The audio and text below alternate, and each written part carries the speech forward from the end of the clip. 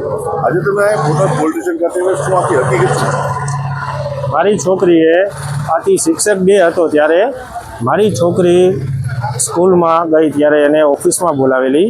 ઓફિસમાં બોલાવીને તો શિક્ષકે બહાર બેઠા હતા અને ઓફિસમાંથી ચાવીનું પૂછવા ગઈ હતી. તો ચાવી સાહેબને બતાવવા ગઈ ત્યાં સાહેબે એને ભુવા સર છે, ભુવા સરે તેનો હાથ પકડ્યો અને ચાવી એને હાથમાંથી મૂકી દીધી.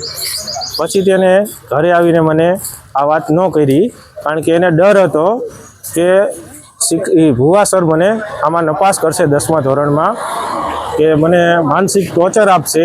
એટલે એના બી કે એ રોજ ગભરાઈને રહેતી હતી અને રડતી હતી. એટલે હું એને અવારનવાર પૂછતો, બેટા શું થયું તને?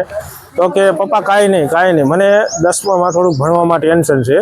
પણ આજે સ્કૂલે મને બીજી છોકરીએ મને વાત કરી કે આવું સ્કૂલમાં થાય છે. એટલે અમે સ્કૂલમાં ગયા અને કાલનો જ આ બનાવ હતો.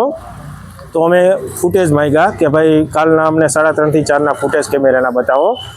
તો એને એમ કીધું કે આમાં જોઈ લો તમે તમારી હાથે, અને કે આમાં કાંઈ એવું છે નહીં કે, અને શું લેવા તમે આવ્યા? અને અમને પહેલાં મને ઘણી ધમકી આપી સાહેબે કે તમે શું લેવા અંદર આવ્યા ને મને શું થયું એ મને જાણ કરો.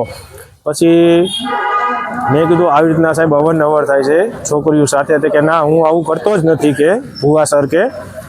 અને પછી 15 છોકરીઓ, એટલે મેં 181માં ફોન કર્યો મહિલા હેલ્પલાઇનમાં, અને ત્યાં મહિલા પોલીસ આવી, લેડીઝ અને બધી છોકરીઓને બોલાવી. 10મા ધોરણ, 11મા ધોરણ, 12મા ધોરણ બધાની પૂછપરછ કરતાં 15 થી 20 છોકરીએ એમ કીધું કે આ ભુવા સરે અમને અવારનવાર અમારો હાથ પકડે અને આવી રીતના આમ ઘણું ગેરવર્તન અમારી યારે કરે છે, પણ અમે નથી કહી શકતા, જેથી કરીને અમને બીક છે કે અમને નપાસ કરશે, અમને વાલીઓને ખબર પડશે તો અમને આવી રીતના આમ સંસારમાં અથવા અમે કોઈ મોઢું દેખાડવા લાયક નહીં રહેવી.